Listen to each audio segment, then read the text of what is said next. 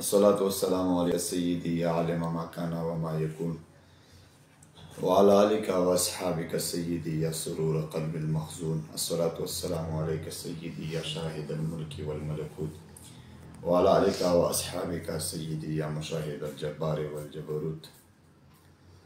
څو ورځې وړاندې د مفتوح آغا په نوم باندې یو ملا دی د امام اهل سنت اعلی حضرت عظیم البرکت عظیم المرتبت جبل استقامت کنز الکرامت مجدد دین و ملت امام شاه احمد رضا خان علیه رحمت الرحمن په کتابونو باندې څه اعتراض کړو او هغې نه بعد حکیم الامت مفتی احمد یارخان نعیمی رحمه الله په یو کتاب باندې د هغه اعتراض د بعضو رفقاو په التماس باندې د هغې جواب نن کول غواړم.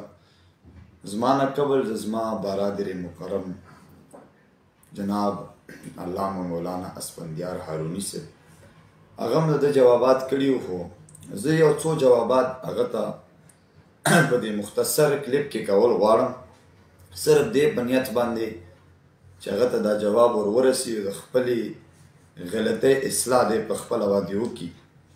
هغه دا چې زه کوم جوابات د دې اعتراضاتو کومه دا داسې جوابات دي چې په دې به جواباتو باندې به اهل علم پوهېږي، سند یافته چې کوم جید علما کرام دي هغه به پې پوهېږي. نو هغه جواباتو کې انشاءالله العزیز زه شروع کول غواړم. یو اعتراض د اعلی حضرت امام احمد رضا په کتاب کړی او وایي چې اعلی حضرت سے په کتاب کې لیکلی دي چې انبیاء کرامو قبورو ته قبرونو ته د هغوی مبارکانو ازواج مطهرات پیش کیږي او شباشي ورسره کوي. نو دی وایي چې شباشي معنا یې په جما سره کړي، وی جماګانې ورسره قبرونو کې کوي. نو وایي چې دې نه غټه ګستاخي نشته. نو زه درته وایم که ته ځان ته مناظر وایي او ته د مناظرې په اصولو باندې خبر وایي، زه ستا ته د مناظرې په طریقه باندې جواب کوم. سته مناظر نه، مناظر ولې نه؟ ځکه مناظر رشیدیه لیکلي چې یو صحت النقل دی یو تصحیح النقل دی، په دې کې فرق وکړه. او دایم بیا لیکلي چې په ناقل باندې تصحیح النقل لازم دی، صحت النقل پہ لازم نه دی. نو اعلی حضرت امام شاه احمد رضا خان سے مبارک دا ناقل دی او ناقل باندې نقل د حوالی وي، تصحیح النقل وي د هغې په ذمه باندې. صحت النقل د ناقل کار نه دی، هغه نقل د امام زرقانی نه کړی دی. امام زرقانی نه چې نقل وکړو نو دا نقل صحیح را نقل کړی، ټیک شو. د تصحیح النقل بالکل ټیک دی، البته صحت النقل دا په ناقل باندې نشته. نو که دا پته ستا ته وایي تا به دا نه ویلی چې اعلی حضرت صاحب دا خبره کړې.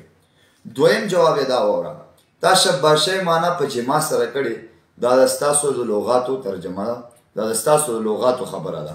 شباشۍ معنا په جما باندې څوک نه کوي.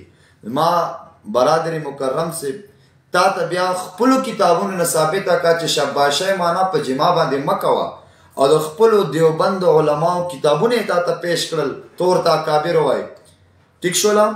نو دام در سره والا او دام در ته ډالی شه چې اجزا د بحث درې دي صاحبه، یو مبادی دي، یو اوساط دي، یو مقاطع دي. مبادی تعیین المدعا ته وایي، اوساط دلایلو ته وایي، او مقاطع هغه حوالو ته وایي چې مسلمات عند الخصم دي. تا ته چې کله مقاطع پیش کړه، مسلمات عند الخصم درته وړاندې کړه چې تا په نیز هغه شخصیات مسلم، د هغوی کتب مسلم، بعد د هغې نه ته بیا هم کلیک کوي، دا ستا په شکست باندې دلیل دی. تا ته چې کله مسلمات پیش کړه بس هغې نه پس تا ته د خبرې اختیار نشته، دا طرز د مناظرې دی. دا د یو اعتراض دو جوابات په طرز د مناظرې مې درکړه که مناظرې علم دې کړی.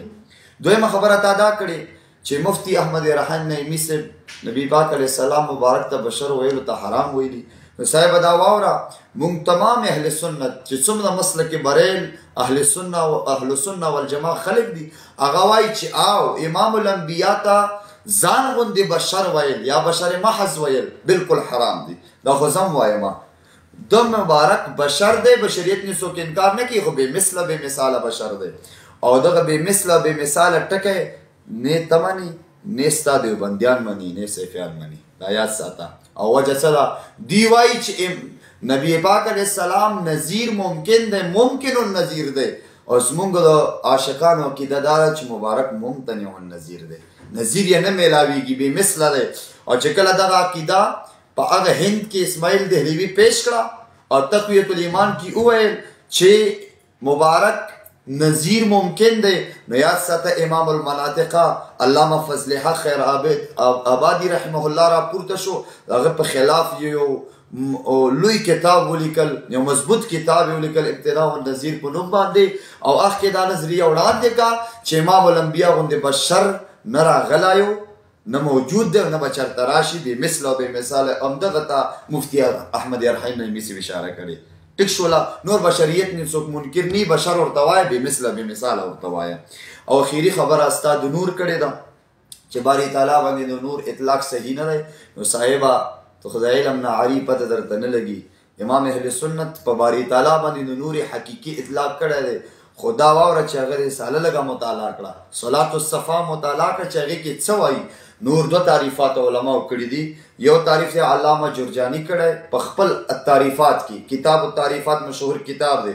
جرجاني داسې تعریف کوي چې نور د هغه کیفیت ته وایي چې اول ادراک قوت باصره کوي، بیا د دې په ذریعې سره تمامو مبصراتو ادراک کوي.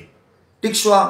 نو دا تعریف علامه جرجانی کړی. دا تعریف په حق د باری تعالی کې بالکل ممتنع دی، نشي کېدی، ځکه په دې تعریف باندې نور یو عرض راځي او هر عرض حادث دی او باری تعالی د حدوث نه پاک دی، نو لحاظه دغه تعریف هغه ته نه شاملېږي.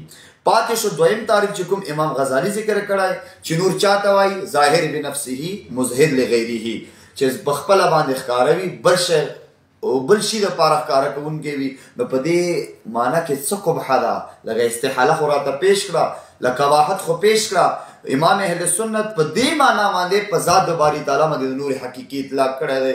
نن نواله تر قیامته پورې یو استحاله یو قباحت هم پکې نشي راته ښودی. بالکل باری تعالی ظاهر بنفسه هم دی، مظهر لغیره هم دی، هر څه ښکاره کړي، سماوات دي که اردین دي او هکذا سائر المخلوقات دي، د ټولو لپاره مظهر باری تعالی جل جلاله دی. او آخر کې دا خبره واوره، که ته دې طرف ته اشاره کوي چې نبی پاک علیه السلام نور نه دی، که تا دا مقصد وي ځکه اشاراتو نه پته لګي، په اشارت النص سره ته وایي چې نبی علیه السلام نور نه دی، نو بل کلیپ وکړه، انشاءالله زه به د جواب منتظر یم، بیا به ته ما جواب واورې چې نبی پاک علیه السلام نور دی که نه. و آخر دعوانا ان الحمدلله رب العالمین.